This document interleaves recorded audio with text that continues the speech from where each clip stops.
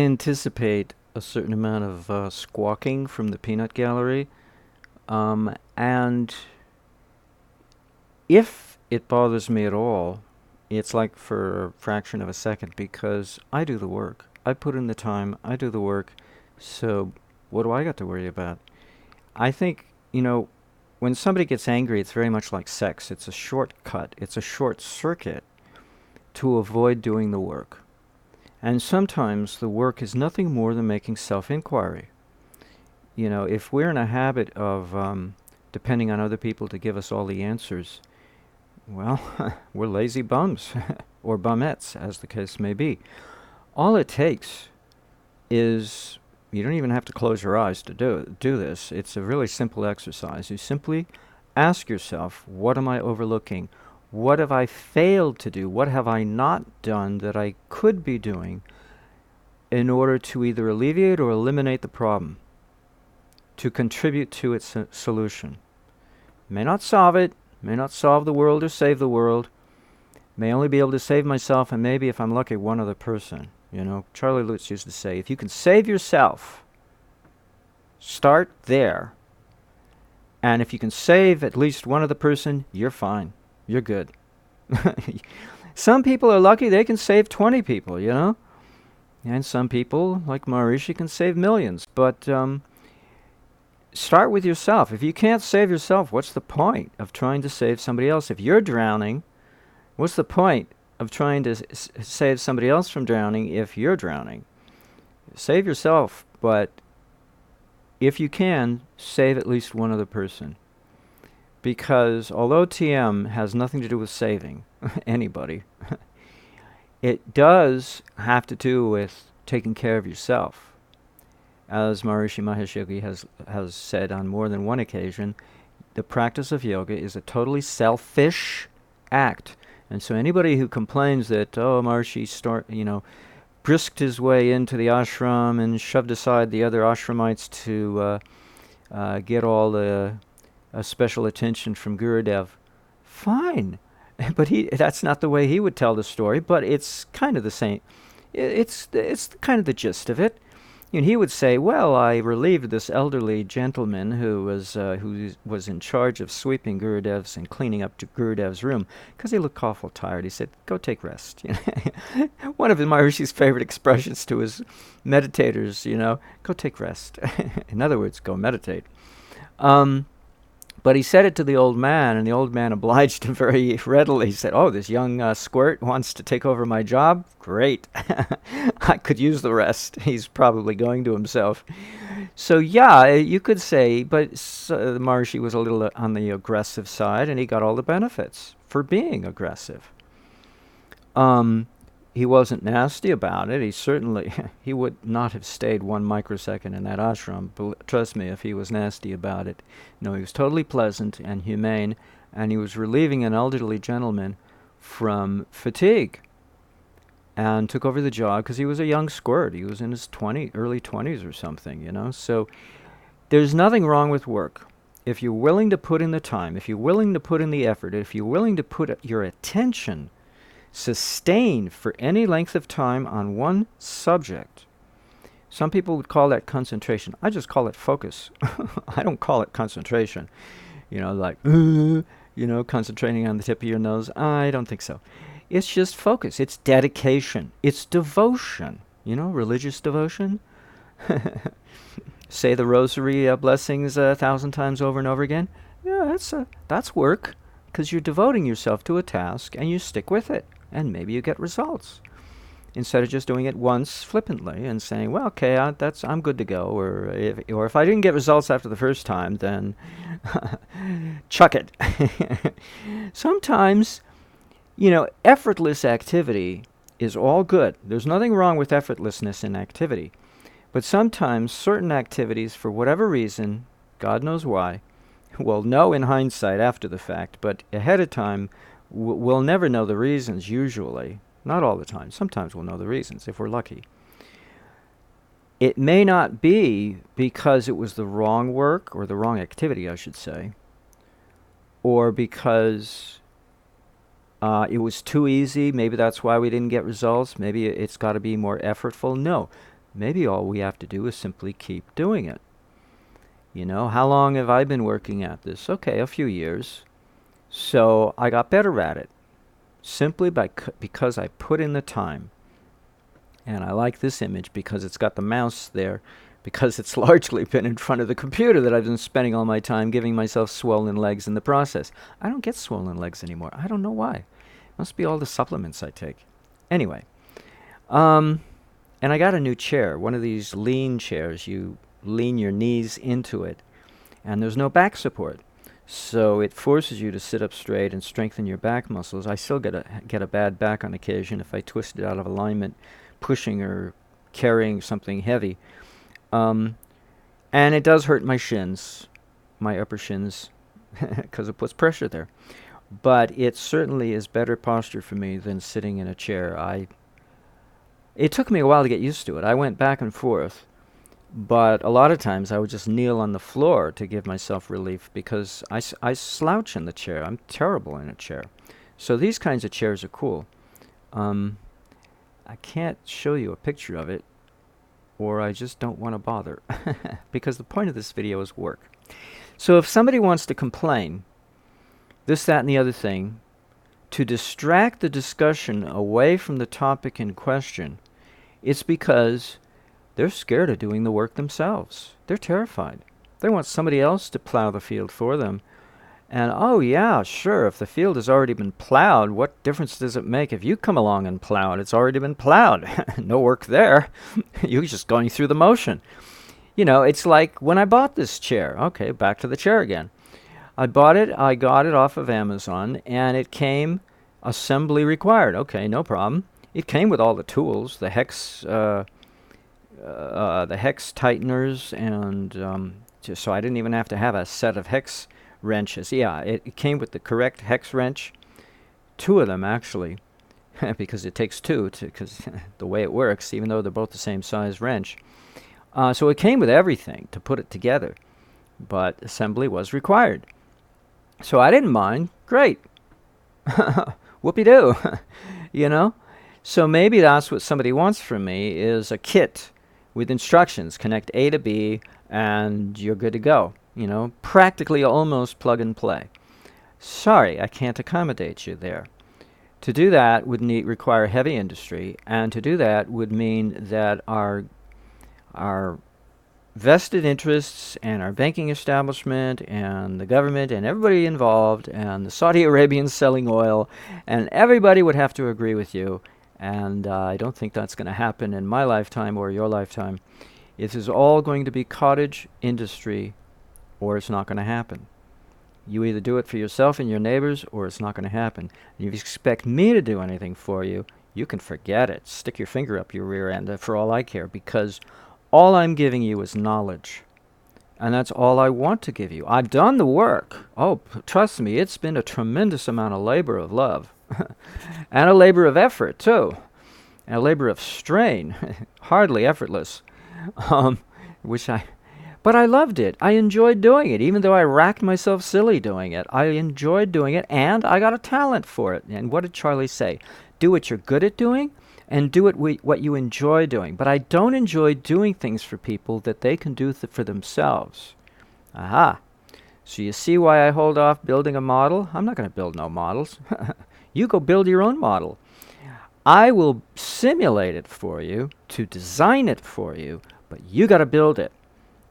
If you want to see it happen at all, you're going to have to be the one to build it, because I ain't going to build it. I got my hands full.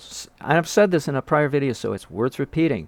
I got my hands full doing what I do best at doing.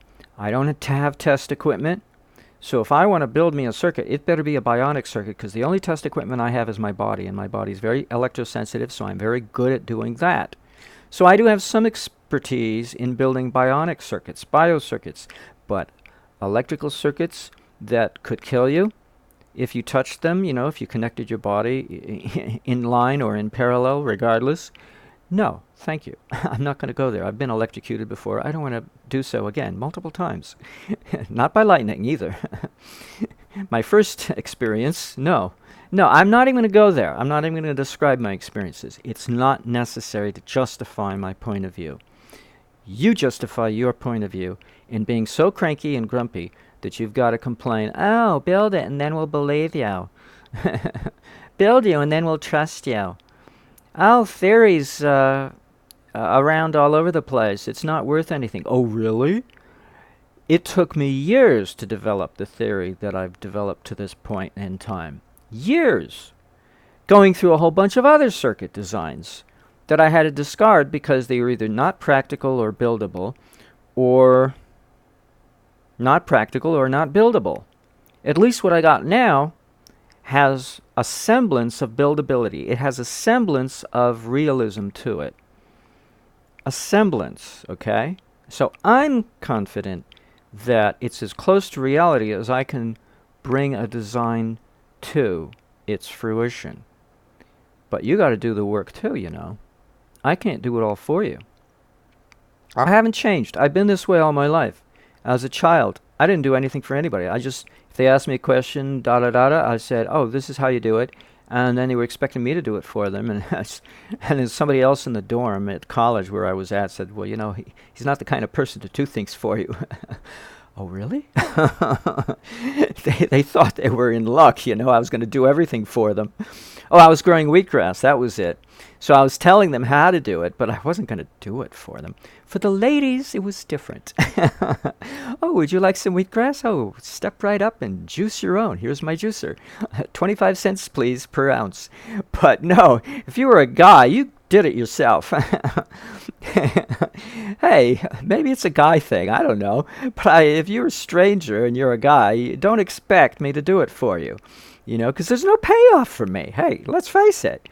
I'm a little sexist, but there's no payoff for me.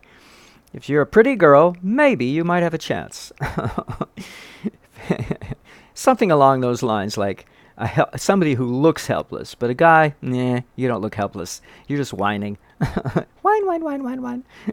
And don't I know what whining is? I've done it myself on plenty of on occasion. So it's not like I'm trying to encourage it just because I've done it. Doesn't mean it's okay to do it or encourage it. Let's put it that way. It doesn't mean it's okay to encourage it. It's one thing to do it. It's another thing to encourage it in a fellow human being. It's kind of like saying, oh, you want to smoke cigarettes? Okay. And you have never started to smoke. Oh, okay. And you want money to smoke on top of it? Go get yourself a job. Let it be your karma. I don't want it to be my karma. It's bad enough you want to start smoking. You've never smoked before in your life. Do you want me to help you start? Go figure. Why you'd even ask. So think about it. I've said before, the circuit I create is the electrical equivalent to a bomb. Take away the chemistry, you're left with the electrodynamics of what happens in the chemistry of an explosive device. That's what you've got. And true, I've tried to create the components and the arrangement of the components such that it's a regulated explosion, it's a controlled explosion that never completely explodes, kind of like masturbating, but you don't go all the way, you know? Or, you know, you just like, almost, you know, not quite all the way.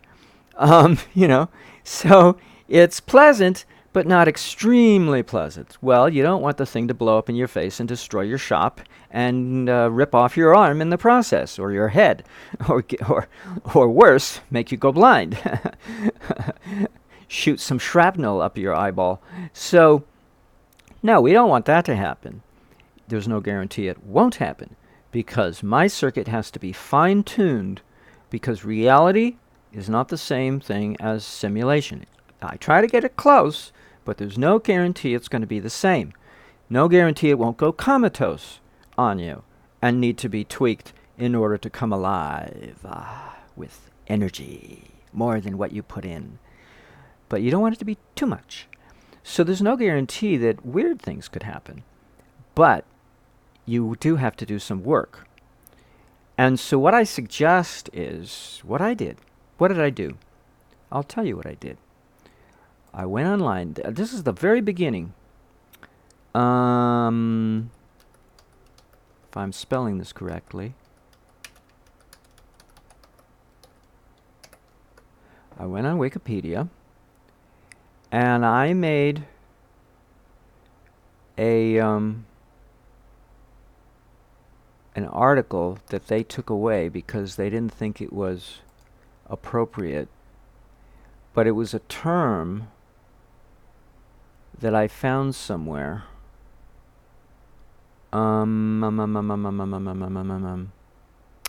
Let's see if I can find it without logging in, because I dislike logging in on Wikipedia. Oh, I know how to do this. I want to show you what I managed to start, and then it was taken away as soon as I wrote an article there.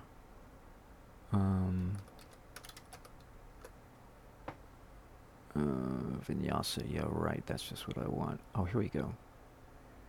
No, I don't want that. I don't want Wikimedia Commons. Oh, shielded inductor.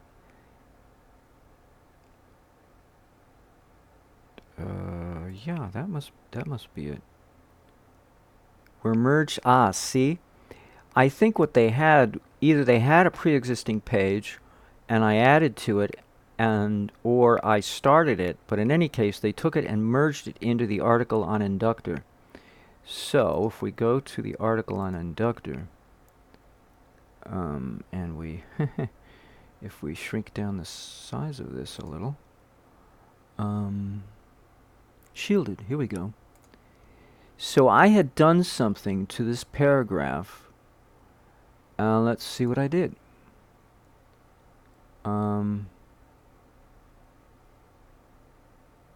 Yeah, not verifiability, not original research.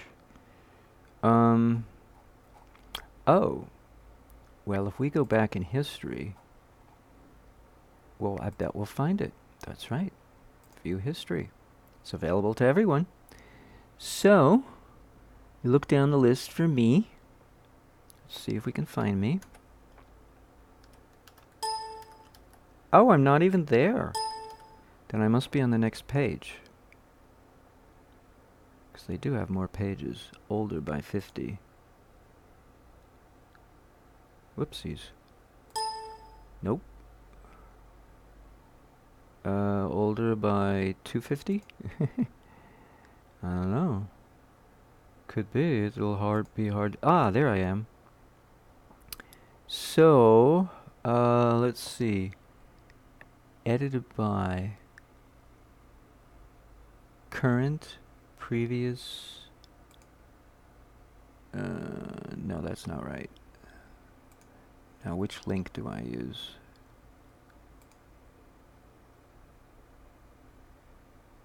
This is an old revision.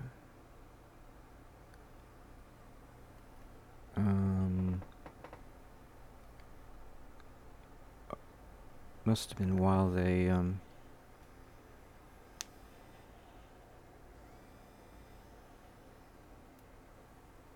let's see, where is it? I don't see it.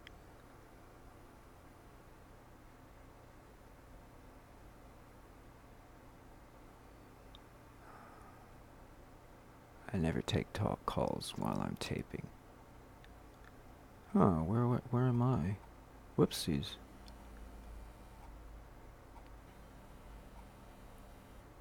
I don't care who they are. Oh, is that it? No. Huh.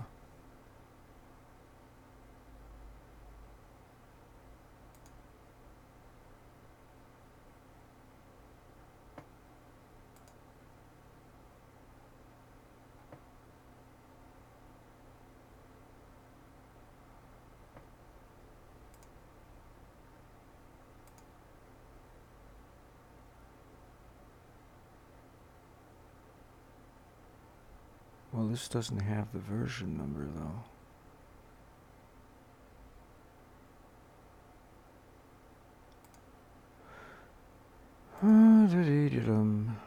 I don't see where I did anything.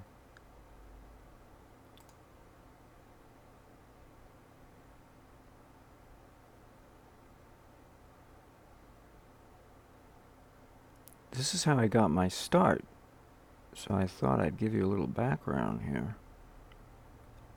I made basically little fonts for, yeah, I don't see it.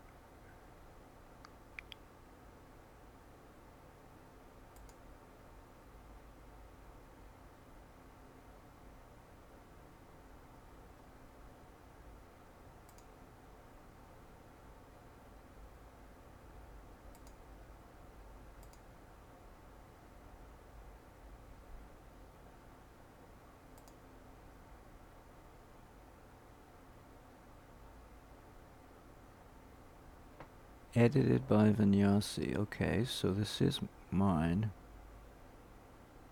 Now, what did I add? Oh, there's a Q factor in here. Really? How about that? And there's the Q factor. How about that? So what did I edit?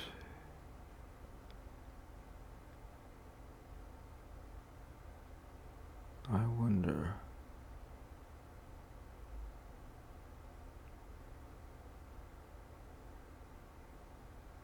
Couldn't have been anything complicated.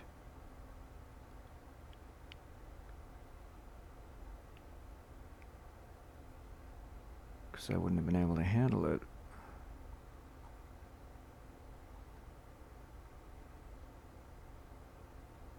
Well, if we go back,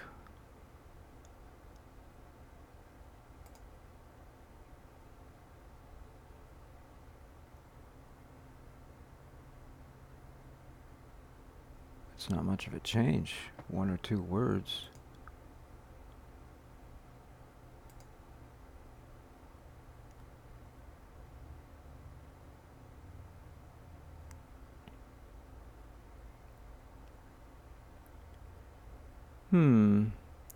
I thought, there was another article. And that's my problem, is I don't see where the other article is because it does not exist.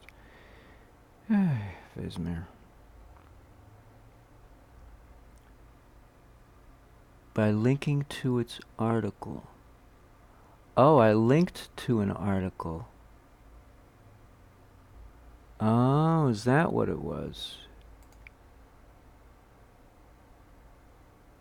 So, where did I link it? Uh-huh. Probably was under, huh.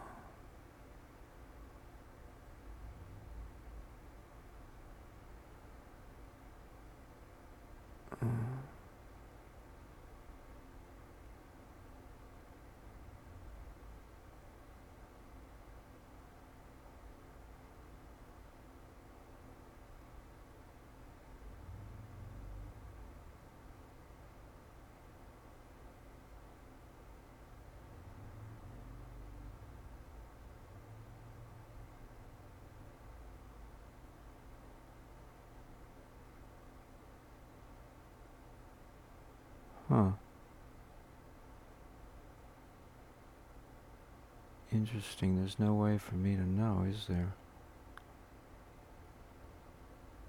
Well, there should be a way to find out. Inductor construction added an alternative definition to a shielded inductor by linking to its article. Inductor construction. Okay, so it's inductor construction.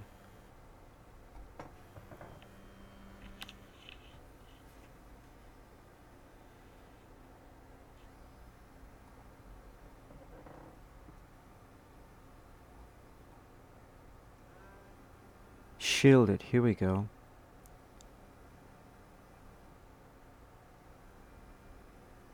Oh, well, it's been merged, see? It used to be a separate article.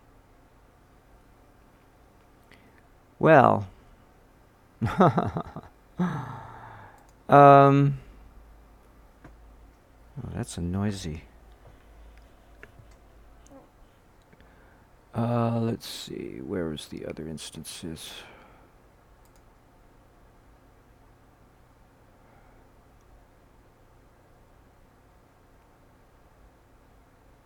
patent nonsense. Ha ha ha ha ha ha. Oh, well, they don't like me, obviously. Um,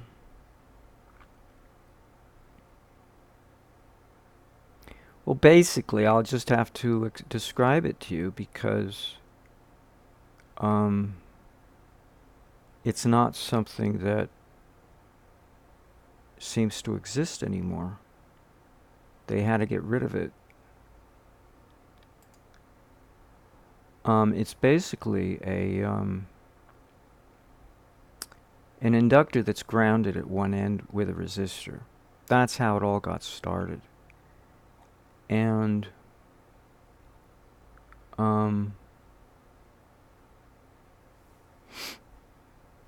that's where my endeavor got started. And then it grew from there into the realization that it has a lot to do with the Joseph Newman motor, and that's what got me more involved. But originally it started out as a shielded inductor, an inductor that's grounded to the earth on one end. And that's what's considered shielded, because you ground one end. But they don't have that exhibited here anywhere, for one reason or another.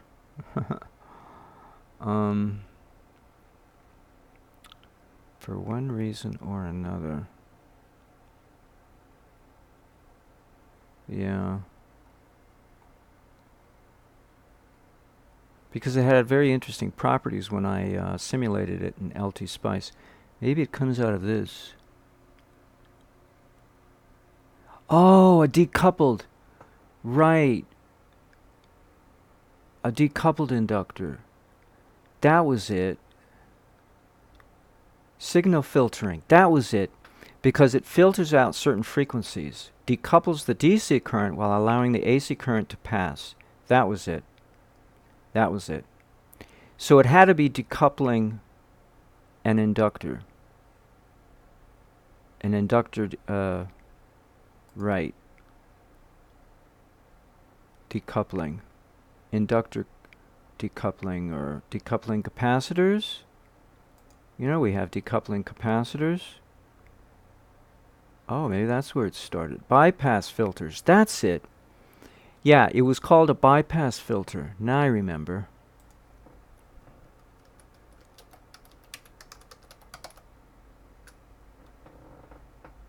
Which there is no such term. Bypass coupler? Bypass capacitor? Oh, there is such a term. Oh, look at that. Decoupling capacitor. No, it's called a decoupling capacitor. Well, whatever. Decoupling capacitor. Voltage spikes. Often used to decouple a subcircuit from AC signals or voltage spikes or on a power supply or other line. A bypass capacitor can shunt energy from those signals or transients past the subcircuit to be decoupled right to the return path. For a power supply line, a bypass capacitor from the supply voltage line to the power supply return neutral would be used. High frequencies and transient currents can flow through a capacitor to circuit ground instead of to the harder path of the decoupled circuit, but DC cannot go through the capacitor and continues on to the decoupled circuit. Another kind of decoupling is stopping a portion of a circuit from being fit on. Okay, so that's what it was. It was a decoupling capacitor. And I think what I did was I modified it. I took out the capacitor and I put in an inductor or a resistor. That was it. Transient load decoupling, see? So it all has to do with decoupling for the purposes of protecting a circuit from transients. And so I knew I was onto something. Yeah, see? Transient load decoupling, as described above, is needed when there is a large load that gets switched quickly. The parasitic inductance in every decoupling capacitor may limit the suitable capacity and influence appropriate type. May limit the suitable capacity and influence appropriate type if switching occurs very fast. See? And I was doing circuits in Paul Falstad simulator in which the switching would occur very fast, because in a simulator you can make it as fast as you like, even though a mechanical switch can't go that fast. So this is where it all came from.